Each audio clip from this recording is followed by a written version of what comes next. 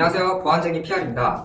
구글은 올해 10월 현존하는 최고 성능의 슈퍼컴퓨터가 1만 년 걸리는 연산을 양자 컴퓨터 칩 시커모어로 200초 만에 수행했다고 밝혔습니다. 양자 컴퓨터 성능이 기존 디지털 슈퍼컴퓨터를 앞지르는 이른바 양자 우월성을 구현한 건데요. 구글에 이어 IBM에서 개발한 양자 컴퓨터 Q 시스템 1, 인텔은 극저원을 이용한 대규모 양자 컴퓨터를 제어할 수 있는 반도체 칩 호스리지, 아마존은 아마존 브라켓이라는 이름의 양자 컴퓨팅 서비스를, MS는 클라우드 서비스에 양자 컴퓨팅을 적용한 애저 퀀텀을 개발하고 있습니다. 이렇듯 양자 컴퓨터 분야의 글로벌 IT 공룡들이 치열하게 맞붙고 있는데요. 그럼 양자 컴퓨터의 발전으로 기존 디지털 컴퓨터의 암호는 단 몇 초 만에 뚫려버리고 양자 컴퓨터학은 해킹을 원천적으로 불가능하고 양자 통신이 도입되면 기존 통신 체제는 무쓸모르는데 정말 그럴까요?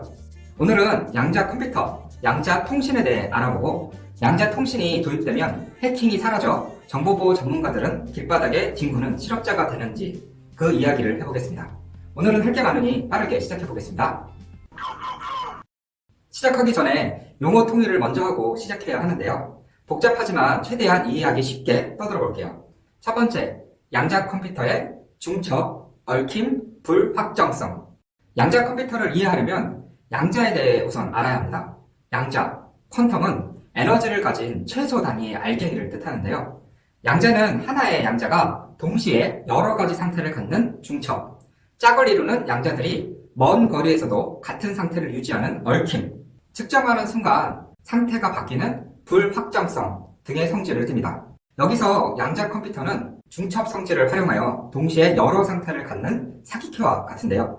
기존 컴퓨터는 0 또는 1을 나타내는 비트로 연산하지만 양자 컴퓨터는 00, 01, 10, 11 등 4가지 상태를 동시에 표현하는 큐비트로 정보를 처리합니다.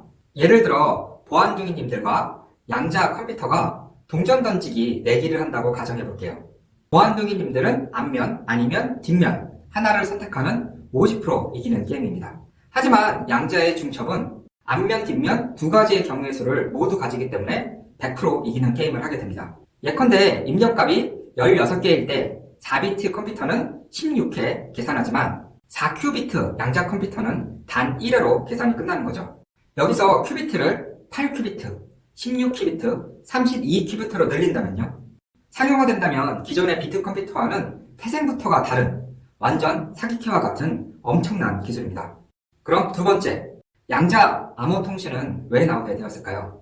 기존 암호학의 한계를 먼저 알아야 합니다. 내용이 많으니 정신 꽉 잡으시고 달려볼까요? 우리가 현재 사용하고 있는 암호화 통신은 권한을 가진 사용자만이 원본 데이터를 확인할 수 있도록 데이터를 암호화하고 정보를 송수신하는 방식입니다.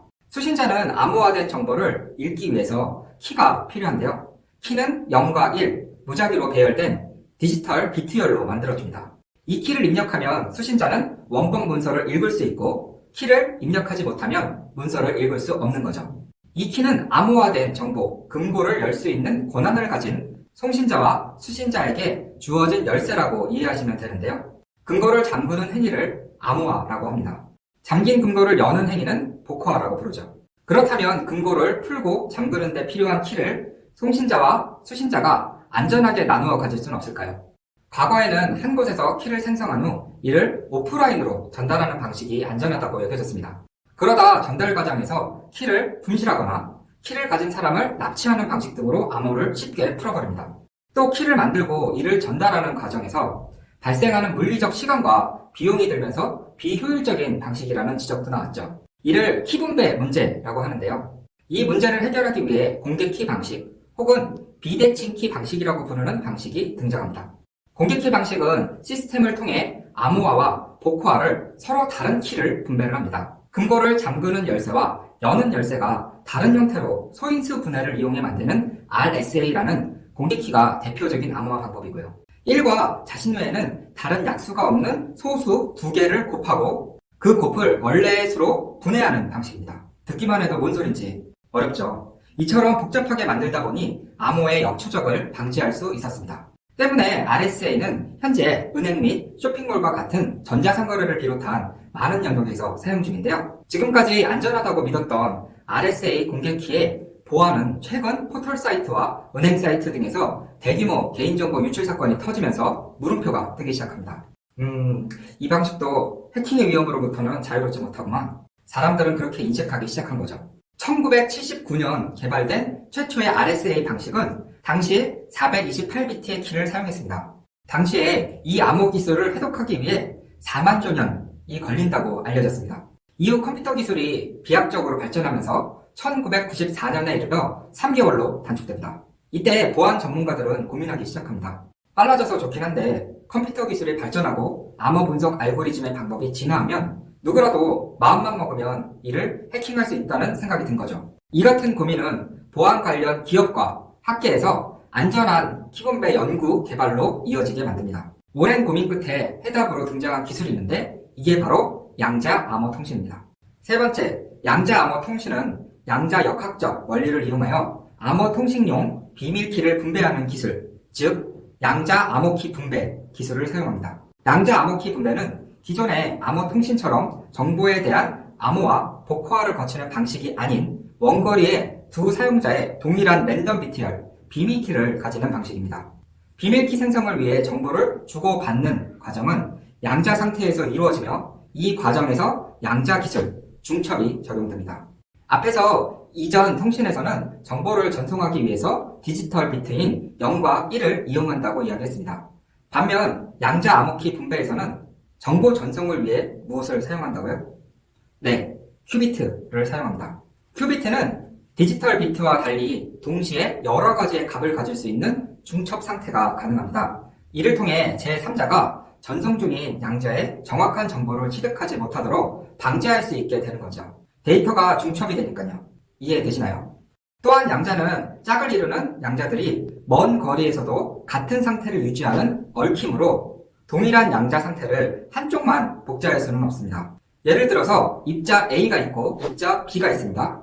그런데 입자 A의 상태를 변화시키면 입자 B의 상태도 그대로 변합니다. 마치 두 입자가 끈으로 얽혀있는 서로 정보를 주고받는 것처럼요. 놀라운 것은 두 입자 사이의 거리는 정보 전달에 아무런 영향을 미치지 않는다는 것이죠. 즉, 두 입자가 은하계의 한쪽 끝에서 다른 쪽 끝까지 예컨대 30만 광년이나 멀리 떨어져 있어도 A가 변하면 그에 따라 B도 즉시 변합니다. 두 입자가 고작 1cm 떨어져 있을 때와 아무 차이가 없습니다. 마치 은하계 너비만큼 기다란 끈이 두 입자 사이에 이어져 있는 것처럼요. 이 현상을 통제하는 것이 가능해지면 은하계 정반대편에 즉각적인 실시간 통신이 가능해지는 거죠. 가는 데만 30만 광년이 걸리는 전파로 통신할 필요가 없다는 이야기입니다. 이처럼 기존 상식과는 조금 다르게 느껴지는 이 어마어마한 현상을 이용한 양자통신 기술의 개발은 현재 진행형입니다. 마지막으로 측정하는 순간 상태가 바뀌는 불확정성의 성질을 띠는데요. 한번 측정한 후에는 측정 전의 상태로 되돌릴 수 없는 특징이 있습니다.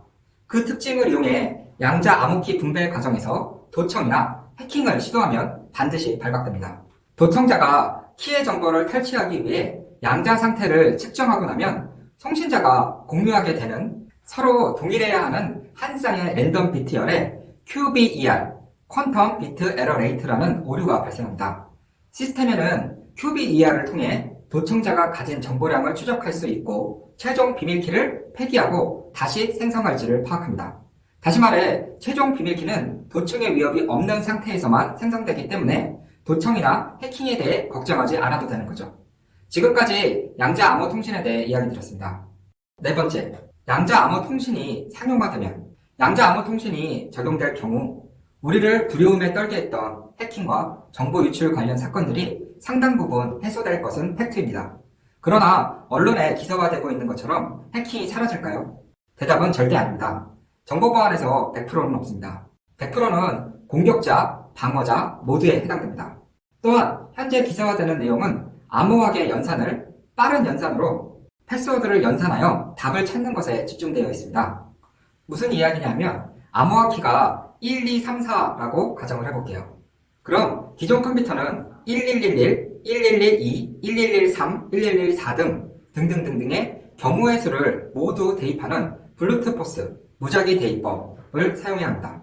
하지만 양자 컴퓨터로 단 한 번에 계산하여 기존 암호화기 취약하다고 마치 양자 컴퓨터가 도입되면 모두 해킹되는 것처럼 포장하고 있습니다. 그러나 현실은 패스워드 외에도 여러 안전장치들을 같이 사용하고 있는데요. 여러분 홈페이지에 로그인할 때 패스워드를 오해, 틀리면 어떻게 되시나요? 몇 분 동안 접속이 차단되고 기다려야죠. 그 후에도 틀리게 되면요, 계정이 막히게 됩니다. 또한 은행 사이트에 공인인증서 로그인하고 계좌 이체하면 패스워드만 사용하시나요? OTP, 원타임 패스워드도 같이 사용해야죠. 요즘은 지문인증도 쓰고 있습니다. 이를 이중인증, 투팩터 인증이라고 합니다. 패스워드만 사용하는 단일 인증의 보안 취약성을 보강하기 위해서 서로 다른 두 개의 인증을 조합하여 채택한 방식이 이중인증입니다. 예를 들어 은행 인터넷 뱅킹을 위해서 패스워드와 OTP를 조합하여 사용함으로써 보안성을 높일 수 있는 거죠. 더 중요한 시스템은 여기에 지문 인증까지 더해서 3중화 인증을 하죠. 제가 하고 싶은 이야기는 지금 IBM의 슈퍼컴퓨터도 현존하는 암호학을 깰 수 있고 양자 컴퓨터도 마찬가지입니다. 어디까지나 위에서 이야기한 사기캐 같은 기능으로 기존의 비트 컴퓨터의 한계를 뛰어넘는다는 것 뿐입니다. 체급이 다른 경기처럼 양자 컴퓨터, 양자 통신, 양자 암호, 양자라는 리그가 열리는 것이죠. 양자 컴퓨터를 이용한 해킹 공격을 양자 암호 통신으로 방어해야 하는 것처럼 말이죠. 오늘의 결론입니다. 사진을 한 장 같이 보실까요? 나사의 슈퍼컴퓨터 사진입니다. 이 슈퍼컴퓨터로 달나라의 로켓을 쏘아 올렸던 컴퓨터의 하드웨어, CPU, 메모리 성능을 모두 합친 것보다 지금 유튜브를 보시는 여러분의 휴대폰의 성능이 더 좋다는 것을 아시나요? 현재 글로벌 ICT 기업과 관련 연구기관에서 양자 컴퓨터와 양자 암호 통신 분야에 활발한 연구 개발을 진행하고 있습니다. 양자 컴퓨터 장비의 소형화와 보급화가 이루어지면 수년 내에 대중화되고 정보 보안, 사건, 사고를 방지하는 데 큰 도움이 될 것입니다. 그 엄청난 성능으로 대부분의 사람들은 카톡을 보내고 유튜브를 보겠죠. 저는 가치라는 말을 참 좋아합니다. 가치란 어떻게 사용하면 어떤 의미를 부여하는가에 따라 희소성이 높게 사용될 수도 있고 반대로 낭비하게 만들 수도 있습니다. IT와 정보보안의 중요성을 알고 있는 우리 보안둥이님들은 이런 변화의 중요성을 알고 미리미리 준비해야 할 것입니다. 양자 기술을 이용한 지금까지 듣도 보도 못한 새로운 트렌드의 공격과 방어를 양자 암호화 통신을 통해서 말이죠. 어떠신가요? 그들만의 리그를 서둘러 준비해야 할 동기가 좀 되셨나요? 오늘도 저희 긴 영상을 시청해주셔서 감사합니다. 도움이 되셨다면 좋아요와 구독하기 한 번씩 꼭 부탁드릴게요. 그럼 오늘도 행복하세요. 저희 보안쟁이 채널은 PR 시스템의 후원으로 콘텐츠를 제작하고 있습니다. 정보보안 솔루션이 필요하시면 PR 시스템을 찾아주세요.